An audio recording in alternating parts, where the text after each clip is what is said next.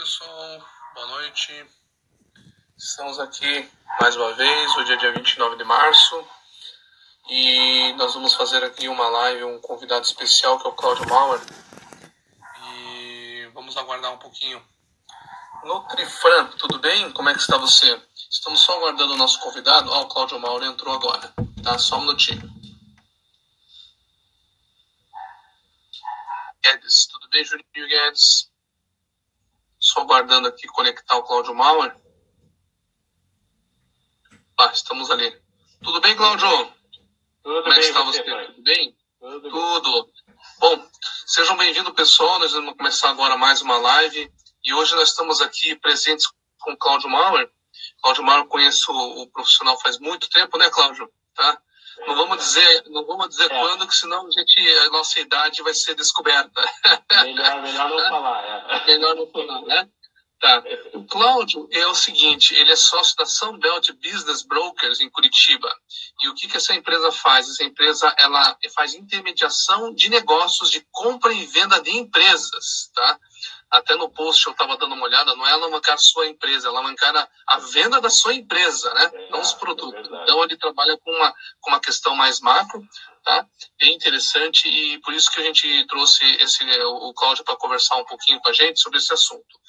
O Cláudio ele é graduado ele é engenheiro mecânico, né, pela Federal aqui de Curitiba, e pós-graduado em administração de empresas pela Fundação Getúlio Vargas. Então ele possui muita experiência na gestão de empresas de pequeno e médio porte, e já tendo atuado na colaboração de estudos de viabilidade econômica e financeira de empreendimentos. Então, hoje então, presente aqui, Cláudio, né?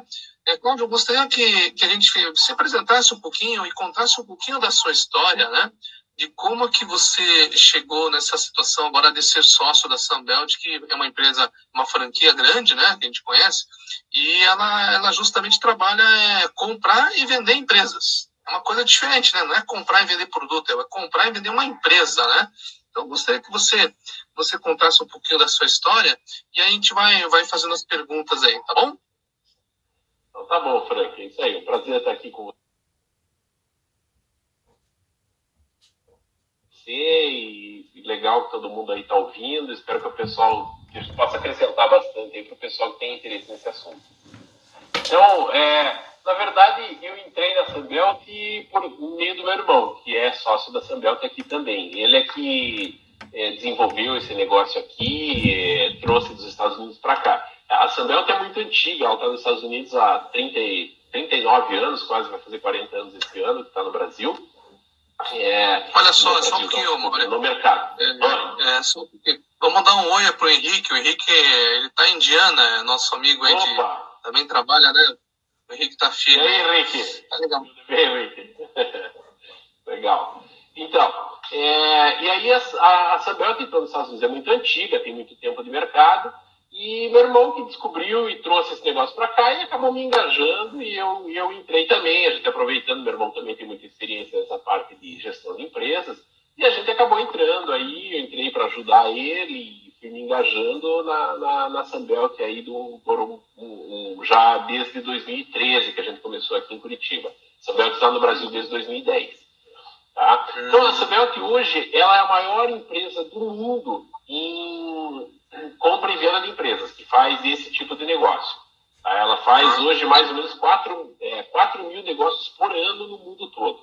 4 mil transações por ano. Tá? Então tá aí, o Henrique chegando em casa.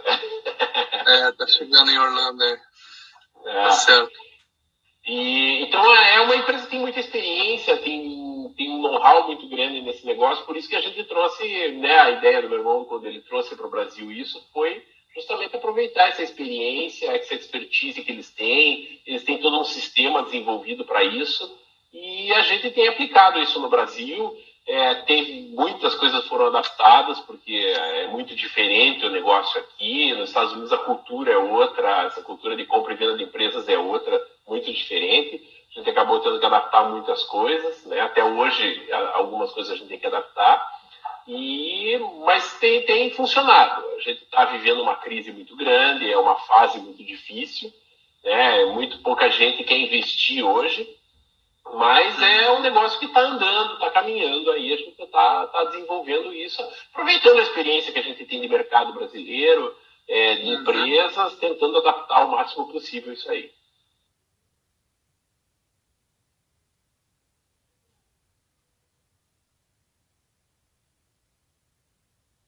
O que você percebe, Cláudio, como é uma Sunbelt, uma empresa americana, né? Como é que você percebe os empreendedores brasileiros em termos de compra e venda e o empreendedor americano?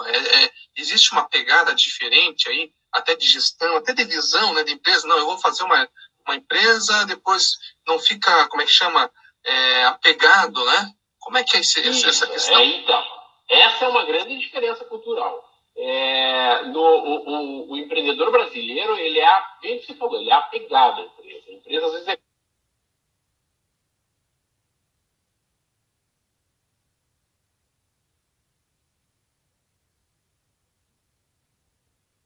como um filho para ele.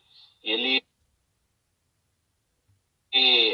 tem aquela empresa, ele cria aquela empresa, muitas vezes ele nunca pensou. A maioria, pela experiência que a gente tem, a maioria não pensa em vender empresa. A maioria pensa naquilo como um filho, que é para dele a vida toda. É um filho que não vai casar, vai morar em casa a vida inteira. Né? Eles têm essa visão. E nos Estados Unidos é muito comum o empreendedor montar a empresa já pensando em vender. Ele projeta daqui 5 anos ou daqui 10 anos eu vou estar faturando tanto, eu vou ter um EBITDA de tanto e eu vou vender. Né? E no Brasil não. Isso é pouco comum. Ainda é comum você encontrar empreendedor de dizer que eu não sabia que dava para vender minha empresa. Como é que vende empresa? E é uma coisa muito comum. Então, culturalmente é muito diferente. Então, esse é um ponto que impacta muito no nosso negócio. Né? Isso dificulta bastante a venda. Agora me diga uma coisa, Cláudio, você que tem contato com outras Sunbelt de outros países, você deve ter algum tipo de convenção, esse tipo de coisa. Isso é uma coisa do brasileiro ou é uma coisa da América Latina em si, Argentina, esse Chile, ou é realmente o brasileiro que... O brasileiro é famoso por falar que é o grande empreendedor, né? Que o cara vai e empreende, é criativo, né? Então, mas veja, tem muito... o brasileiro realmente é empreendedor, mas tem muito empreendimento, muito empreendedor no Brasil por necessidade e não por vocação. Acaba virando empreendedor porque está desempregado, porque não tem mais o que fazer e acaba virando empreendedor. E aí, muitas vezes, ele não tem aquele sonho de empreender, aquele sonho de crescer. Às vezes, o sonho dele não é um sonho, é uma necessidade de ter uma renda que ele não conseguiu ter como empregado. Ele acabou ficando desempregado, não consegue outro emprego, então ele vai ter uma renda empreendendo. Ou seja, para ele, se ele ganhava 4 mil reais de salário, aí ele saiu, ele está ganhando 3 mil, daqui a pouco ele está ganhando 5 mil, ele já está satisfeito. Estou ganhando bem aqui com minha empresinha e ele não quer crescer. Porque eu acho que a grande característica do empreendedor é querer crescer. Está sempre buscando, ter ambição no negócio, né? Que o negócio cresça, que o negócio se desenvolva, que ele possa contratar gente e crescer. No Brasil, isso a gente vê em poucos empreendedores. A maioria não é assim.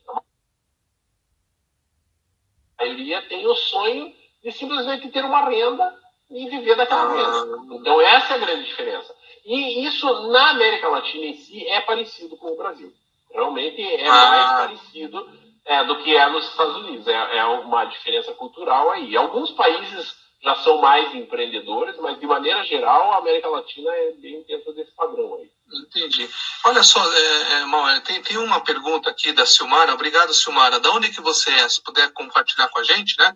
Ela fez uma pergunta interessante aqui, ó.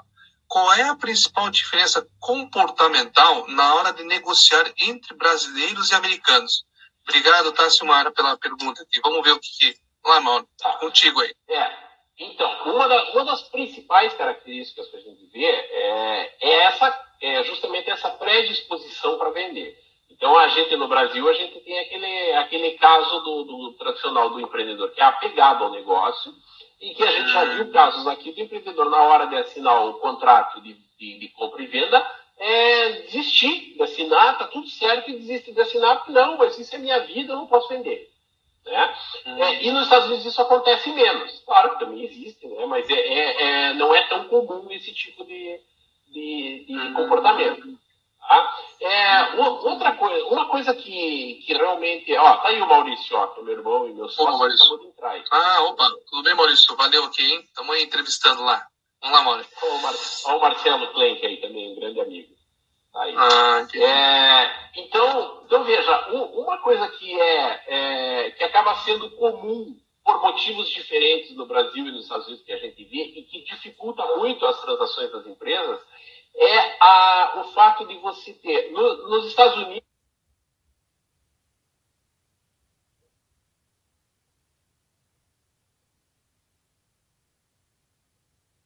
é um controle financeiro. Tá? O descontrole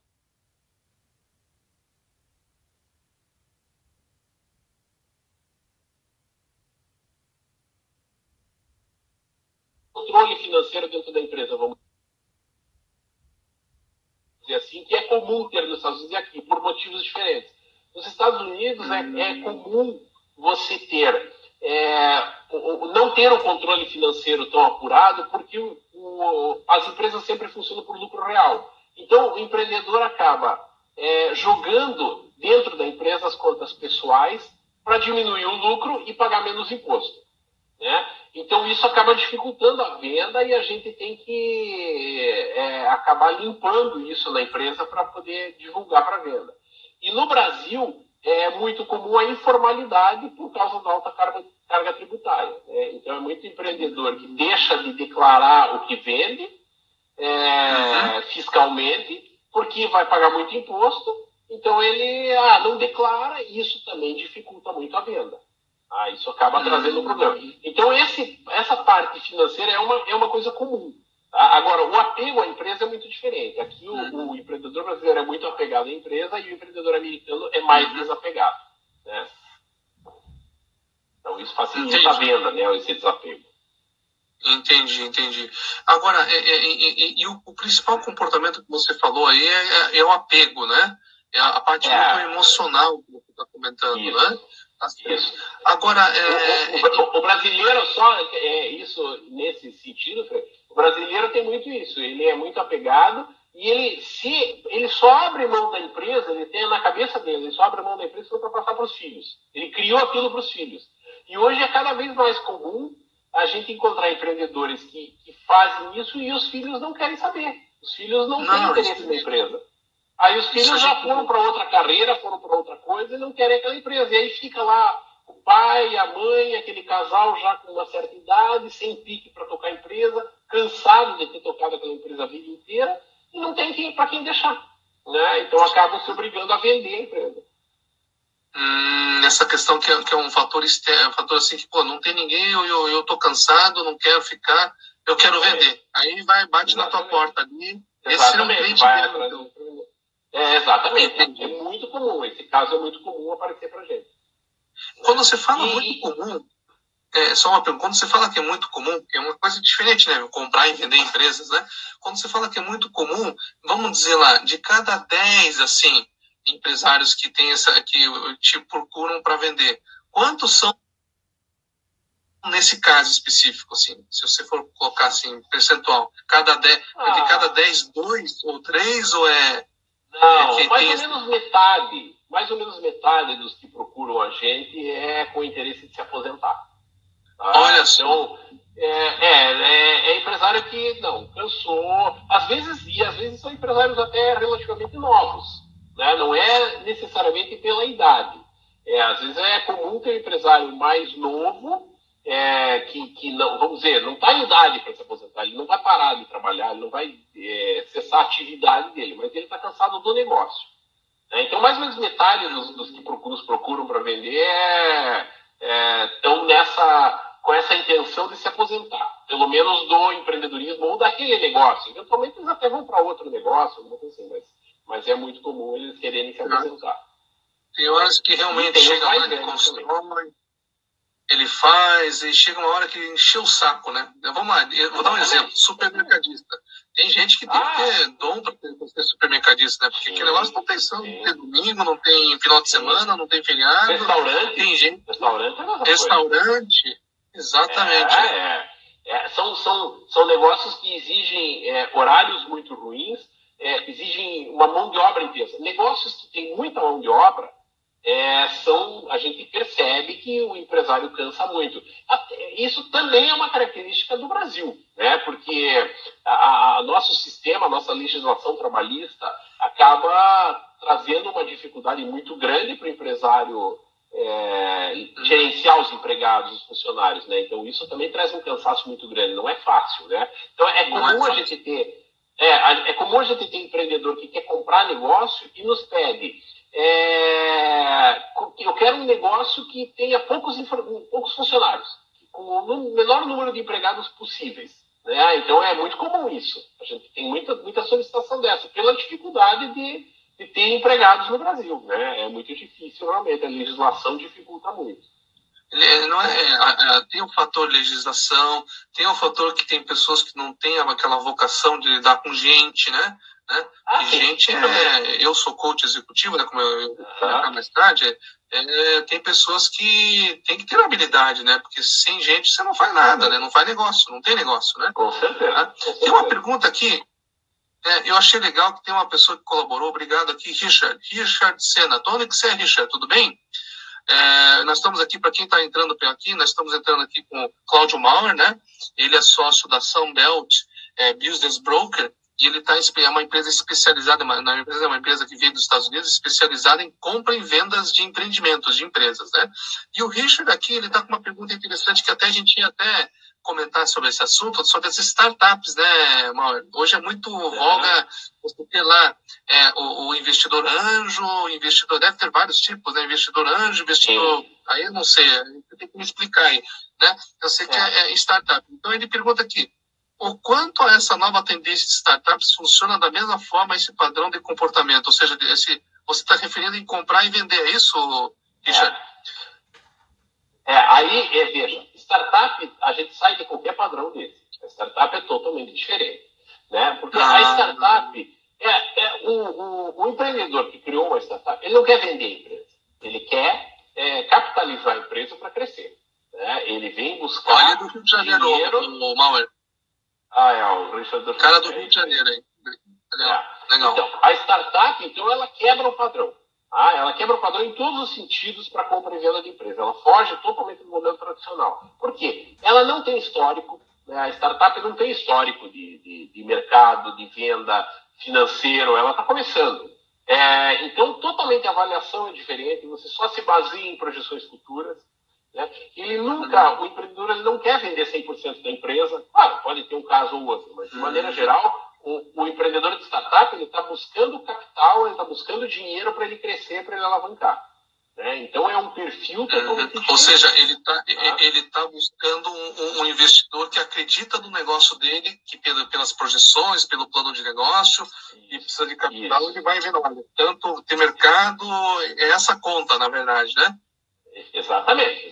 Então é um perfil totalmente diferente. Tá? É mais difícil, né? Claro, porque uma startup você tem que acreditar naquele. Na verdade, hoje tem muito aquele mito, né, da startup, é a ideia. Na verdade, hoje, o investidor que está acostumado a investir em startup, ele não investe na ideia, ele investe na pessoa, ele investe nos empreendedores, nos fundadores da startup. Ele avalia as pessoas, a capacidade que elas têm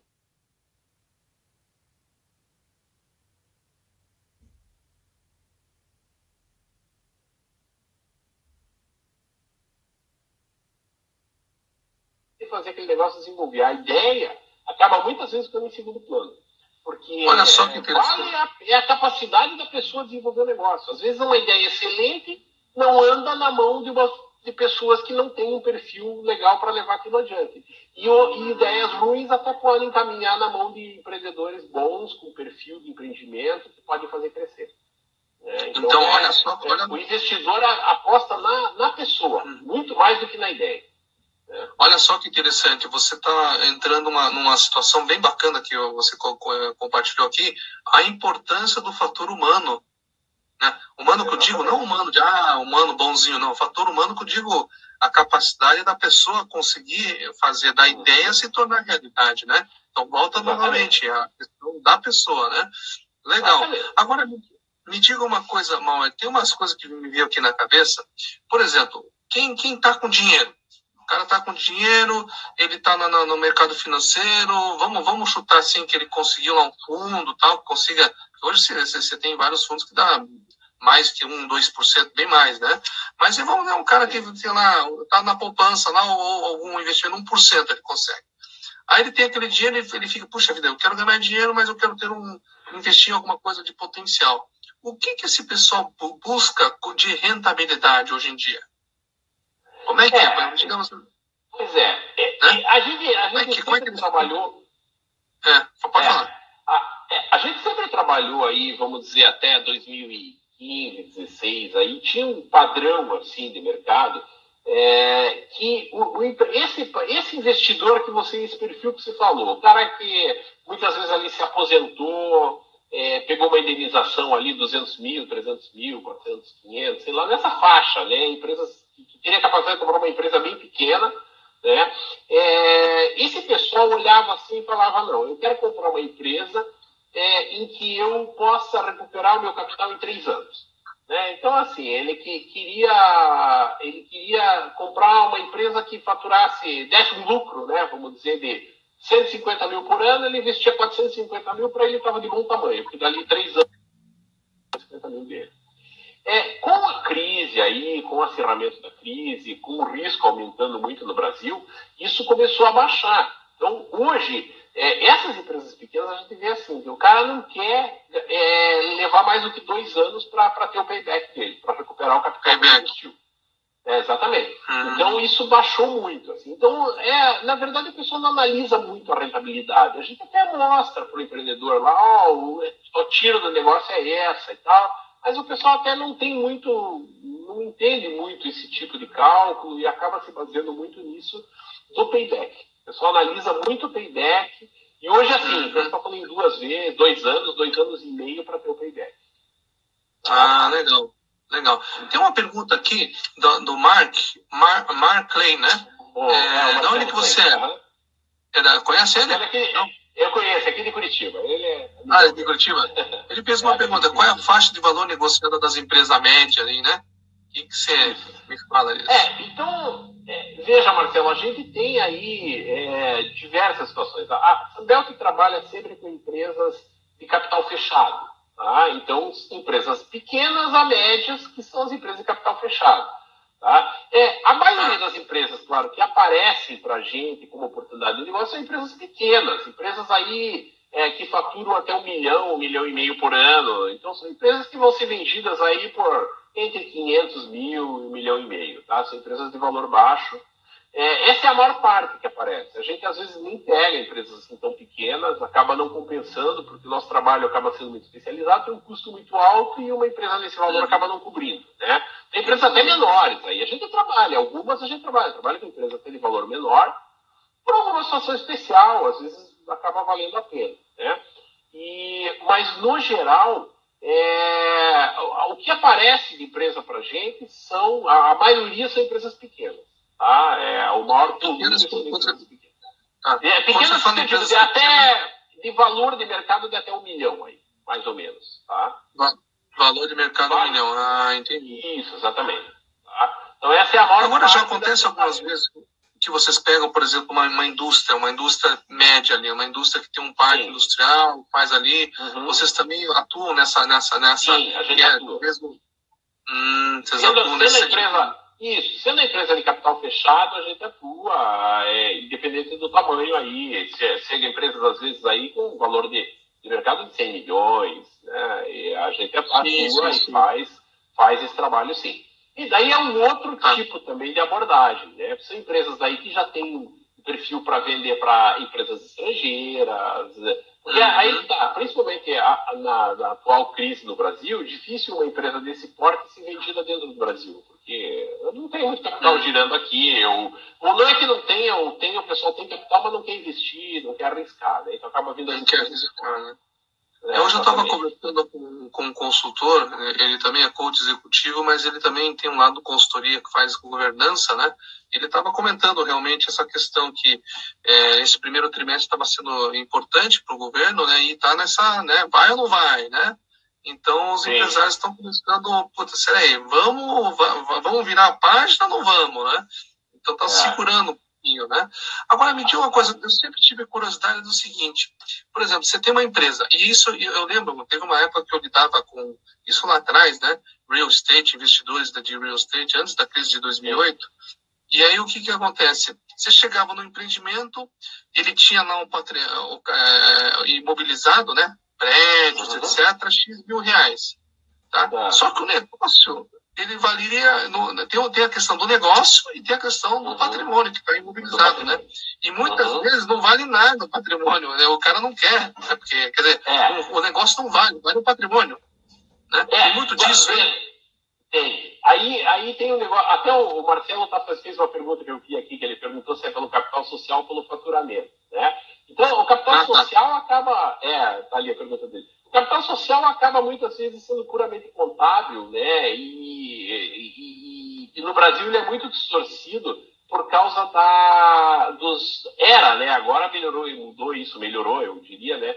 Por causa dos sindicatos, né? Os sindicatos cobram pelo capital social. Então é muito comum a empresa ter um capital social irreal para aquela empresa, muito baixo, só para pagar menos imposto sindical. Então, o capital social é praticamente ignorado, o que vale é o faturamento da empresa, né? Mas aí, desculpe, Frank, o que você tinha perguntado que eu perdi, eu fui respondendo. Não, eu perguntei o seguinte, muitas vezes a pessoa tem um negócio, né?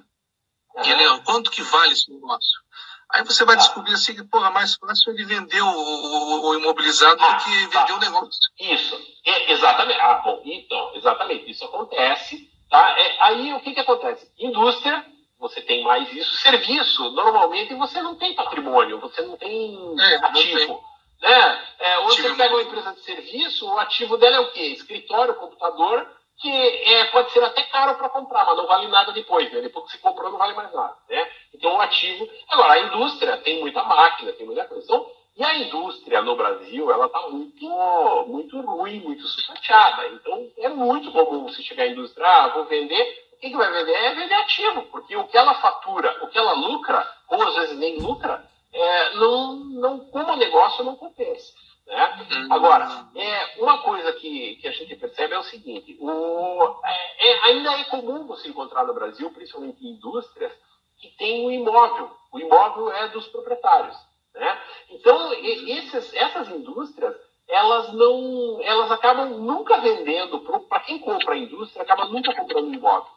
Porque o perfil do investidor é diferente. Quem quer investir em imóvel, ele investe em imóvel e não quer investir em negócio. Quem quer investir em negócio não quer investir em imóvel. Ele olha para o imóvel como um capital imobilizado que não é interessante para ele. Ele quer um capital que gere resultado, que produza. E o imóvel não. Mas tem investidor de imóvel. Então, dificilmente você vende uma empresa com um imóvel para o mesmo comprador. Acaba vendendo o imóvel para um investidor imobiliário, ou o próprio empreendedor fica com ele, com um contrato de aluguel bom aí, porque vocês fazem um contrato longo, né, e fica. Mas o comprador de empresa, ele quer comprar a empresa. Porque o imóvel acaba sendo dinheiro parado para ele. Eu tenho uma pergunta da Estefânia. Tudo bem, Estefânia? Estefânia, ela é da Chile, ela é representante aqui na região sul do Salesforce, tá? Salesforce, que é aquele sistema de CRM, né? Inclusive, eu uso o Salesforce, é bem bacana. Né? Então, eles estão crescendo pra caramba. Antes de eu entrar na pergunta dela aqui, é aquele negócio, muitas vezes o investidor, ele quer comprar carteira de clientes, né? Não quer comprar, né? Porque é isso que faz girar o negócio dele. Exatamente, é muito comum isso. Exatamente. Tá. Muito comum. Vamos ver aqui. Carteira. Exatamente. Vamos ver aqui, Estefânia. Quais os principais fatores que são levados em consideração para uma empresa ser mais valorizada no momento da venda? Boa pergunta. Interessante. Ok, legal. Então, obviamente, né, isso é uma coisa que é intuitivo, que todo mundo vai ter. É o lucro. Tá? É o montante que a empresa lucra. Quanto realmente sobra de dinheiro para os acionistas ou para o acionista, para os empreendedores. Né? Esse, claro, que é um fator primordial, é o que conta para todo mundo. Agora, tem outros fatores que valorizam muito uma empresa ou desvalorizam, né? Depende do caso. O faturamento, tá? Embora você possa dizer, poxa, mas o faturamento não quer dizer nada. Se eu faturar 10 milhões e não tiver lucro, não adianta nada. Agora, se eu faturo 1 milhão e tenho lucro, eu tenho lucro. Mas o faturamento, quanto mais alto, maior a possibilidade de gerar lucro. Né? Porque muitas vezes uma empresa tem um faturamento alto e tem um custo muito alto que equivale ao faturamento e ela acaba não tendo lucro. Aí não gera lucro. O Thiago aí. Thiago é um amigo meu também aí. Legal, Thiago. Legal. Então, acaba não tendo, não se tendo essa percepção, não. Ter faturamento não adianta você não gerar lucro. Mas o faturamento alto gera possibilidade de trazer lucro. Porque, às vezes, é uma questão da administração. A empresa tem um custo alto, mas uma administração nova consegue baixar. Então, o faturamento também é uma entendi. Faturamento alto. Tá? Aquilo que eu estava falando que é muito importante, um controle financeiro da empresa. Tá? Então, como é muito comum no Brasil, por causa da carga tributária, é uma coisa, é uma prática pouco recomendável, mas extremamente comum a empresa não declarar o faturamento, não ter esse faturamento que ela tem, o faturamento real não é igual ao fiscal para pagar menos imposto, é extremamente comum no Brasil, né? Não é uma coisa boa, mas acontece, e atrapalha muito a venda. Porque às vezes a empresa não tem nem o faturamento, nem o controle do faturamento fiscal e nem do faturamento real, nem o controle gerencial dela não é bom. A gente já teve casos de empresas que... Isso é muito comum? É muito comum. Extremamente comum. E atrapalha muito. A gente já teve empresas excepcionais que poderiam ter sido vendidas e não foram por não ter esse controle financeiro. Tá? Então, esse é o ponto. O controle financeiro é fundamental para vender a empresa. Olha só, então quem está assistindo a gente que porventura seja empreendedor ou está querendo investir ou já está pensando em formar um negócio para vender daqui 10 anos, daqui 5 anos, né?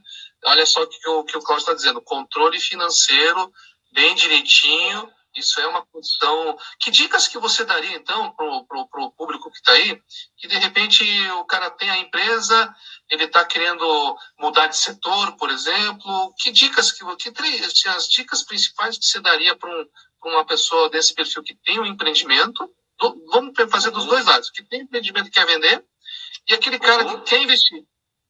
Tá. Então, veja, para quem tem empreendimento e quer vender, é fundamental o controle financeiro. Tá? Eu diria que regularize a empresa. Quanto antes você puder, regularize. Por mais impacto que vá trazer isso no faturamento dos lucros, não vale a pena você trabalhar, porque está cada vez mais as pessoas, a receita está pegando, né, está em cima das empresas, porque está cada vez mais difícil de esconder isso, né? Porque você cerca, hoje os bancos são obrigados a informar a receita das transações com cartão de crédito. Então, cada vez está mais difícil de você esconder o teu faturamento. Então, fundamental, regulariza a empresa, tenha um controle financeiro gerencial bom. Mesmo que você não tenha porte, algumas empresas não têm porte para ter um Salesforce, para ter um CRM, mas elas podem ter um controle bom, mesmo sem ter um software assim bom, né, de mercado, porque são softwares bons, mas caros, mas dá para ter um controle, isso é fundamental. Tá? Outra coisa que é fundamental investir é venda, porque não adianta. Qualquer empresa que seja, qualquer setor, o que traz receita para a empresa é vender. Né? E muitas vezes a venda é meio negligenciada. Né? E é fundamental você ter a venda forte. Você falou uma coisa que a venda é negligenciada. Me explica esse negócio aqui, empreendedor. É muito comum. É muito comum. Sério? O cara é muito comum a gente ver. Investir pouco. O cara pega para vendedor, empresas pequenas pegam, eu peguei ali, eu tinha um estagiário que eu achei que ele era legal, eu botei para vender. Eu tinha um filho da minha prima, estava precisando de emprego, eu botei de vendedor. Sabe, são pessoas que pode até vir a ser um bom vendedor, mas ainda não é. Sim. São pessoas que ainda não estão preparadas, né? O vendedor tem que ser extremamente preparado. É a parte fundamental da empresa. Né? Muitas vezes a pessoa, é importante ter um controle financeiro. Não adianta ter controle financeiro se você não fatura, se você não vende. Né? Então, a venda é negligenciada, infelizmente é só você ver, ainda é muito comum você ouvir no Brasil, se o cara não ele não servia para muita coisa sem ser vendedor. Vai para a parte venda. mais importante da empresa. Pois é a parte mais Vai para venda. Exatamente. Se não vender, a empresa não sai do lugar. Né? E é muito negligenciado.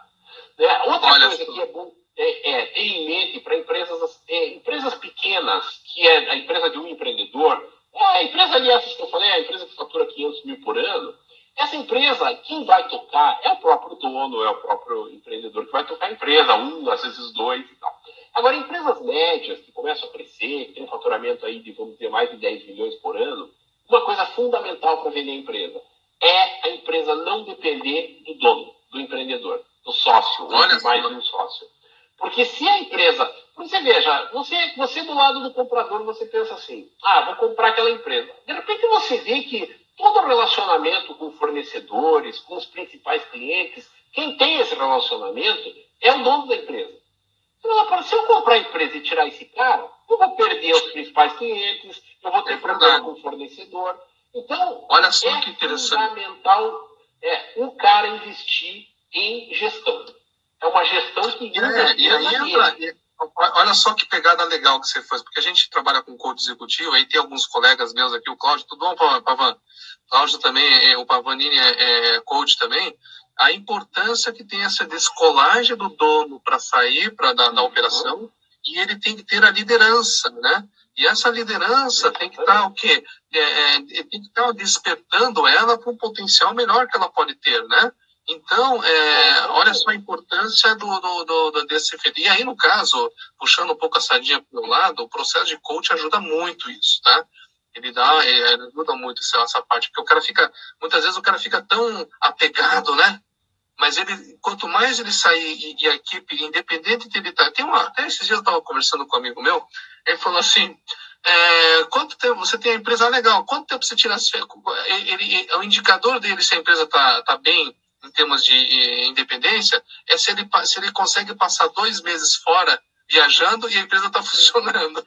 Exatamente, isso é fundamental. Então, e acontece, Frank, com a gente, já aconteceu mais de uma vez, empresa procurar a gente para vender, né? Eu quero vender empresas aí médias, vamos dizer, né?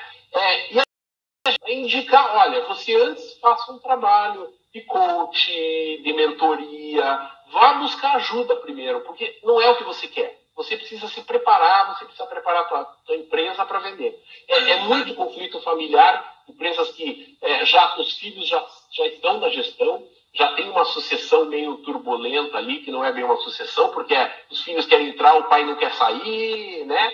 A gente recomenda isso. Vão buscar uma ajuda. Vão buscar uma ajuda, depois vocês pensam em vender a empresa. A solução não é vender a empresa. Né? Então isso é muito comum. Tem uma pergunta aqui, né? Você vê que interessante, porque a gente está no evento, não imaginava que era tão comum isso. O Richard, né, está dizendo uma pergunta aqui. É feito algum trabalho de desenvolvimento da empresa após compra ou também se há suporte para quem compra? Como é que é esse processo? É uma boa pergunta essa, né? O cara comprou, eu comprei uma empresa, e aí, o que eu faço? Olha só, o Pavanini começou a empreender a sua própria empreender, isso aí. Legal. A gente não faz esse tipo de trabalho. Tá? O nosso trabalho ele é na venda da empresa, ou na compra, dependendo de qual lado a gente está atuando. Né? Mas é importantíssimo isso, porque o maior problema que acontece nas compras de empresas é a falta de adaptação cultural, ou seja, da interação cultural da empresa que comprou com a empresa que foi vendida. Então tem uma diferença de cultura muito grande, não casa, e se não for feito um trabalho de adaptação cultural, a empresa acaba indo mal, pode até prejudicar a empresa que comprou. Né? Então é fundamental isso. E essa adaptação cultural é fundamental. Existem empresas até especializadas nisso, né? E entrar junto com a empresa que comprou para adaptar a cultura, para fazer uma adaptação. E tem empresas grandes que são acostumadas, que compram muitas empresas, elas já têm um trabalho desse desenvolvido, às vezes elas têm um departamento específico para isso, são pessoas que entram na empresa nova para fazer essa adaptação, é um trabalho fundamental. É um trabalho fundamental.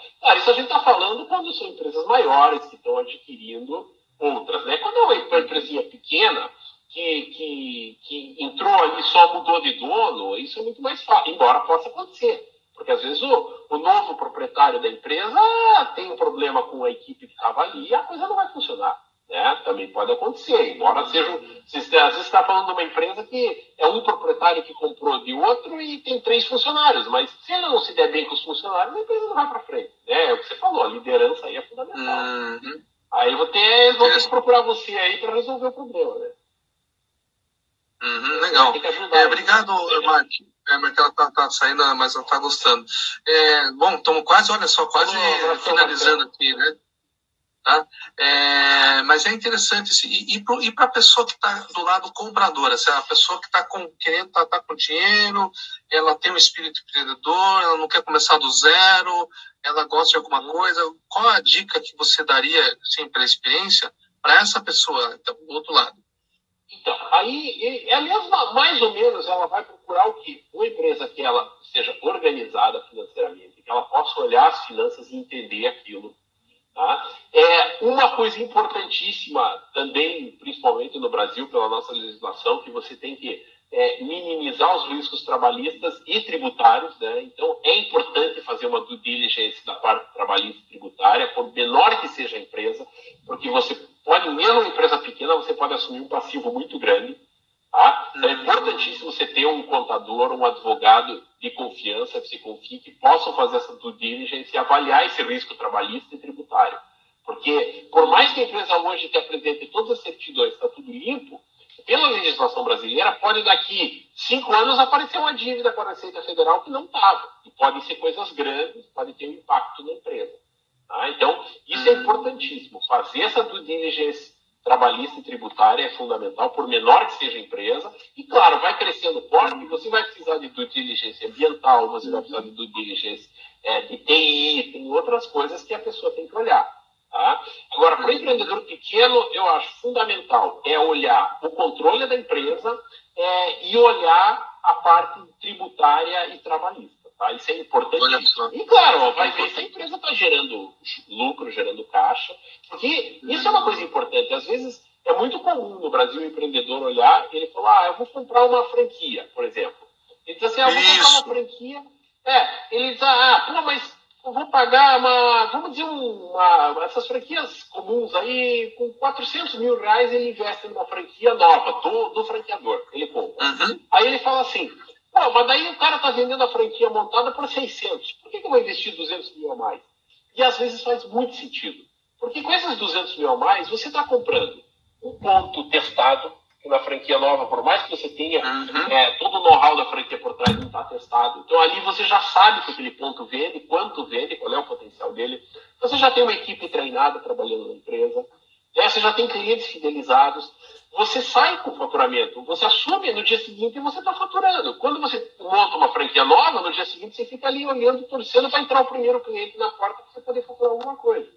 Né? Então faz sentido você pagar mais por um negócio que já está andando, em vez de pagar menos por um negócio que sai do zero. Tá? Isso faz muito sentido. É um know-how, né? É um know-how, né? O know-how tem um custo. É o custo do aprendizado, da bater cabeça, né? Putz, o cara colocou um ponto diferente ali. Né? Legal. Exatamente. Cláudio, estamos finalizando aqui. Eu queria que você me fizesse uma questão, assim, umas últimas palavras aí, para a gente poder dando uma finalizada, né? E uma coisa bacana nessa conversa aqui, antes de entrar na finalização, é que você falou uma coisa muito legal, tá? Que aí entra no nosso ramo, que é o ramo de coach executivo, que é o meu foco, né? É a questão de gente, né? Liderança que tenha um despertar melhor, que consiga entrar numa alta performance, que ela se descubra, né? Isso dá uma grande diferença, né? Não só nisso, mas no próprio empreendedor que quer sair do negócio, quer sair, tem que montar, tem que ter um mindset diferente. O coach pode realmente, com certeza, auxiliar esse tipo de profissional. Isso que eu te falei, Frank. A gente já é comum a gente recomendar para o empreendedor procure uma pessoa que possa te ajudar. Procure um coach, procure um trabalho especializado que possa te ajudar a entender o que realmente você precisa e de que maneira você precisa. É fundamental isso. É fundamental. Legal. E então, vamos para as últimas aqui. O que você daria, então, do panorama geral? E aí, assim, o que você, assim, pela tua experiência, você recomendaria às pessoas novas que estão querendo empreender, estão querendo desenvolver, porque o Brasil tem muito essa questão de empreendedorismo, né? O que você, pela experiência, você daria assim de dica? Então, veja, eu acho uma coisa importante a gente destacar o seguinte: no Brasil é difícil empreender, é difícil. Tá? Realmente é difícil você iniciar, você criar uma empresa é difícil, você contratar funcionário é difícil. Você tem muitas barreiras, mas você tem muitas oportunidades. Né? Então, o empreendedorismo, se você analisar os índices de quebra de empresa. Quebra a empresa depois de 2 anos. Então tem os índices aí do Sebrae, né, que 80% das empresas quebram nos primeiros 2 anos e tal. Se você for olhar esses índices de quebra de empresa nos Estados Unidos, na Inglaterra, na Alemanha, não é muito diferente daqui. É muito próximo disso.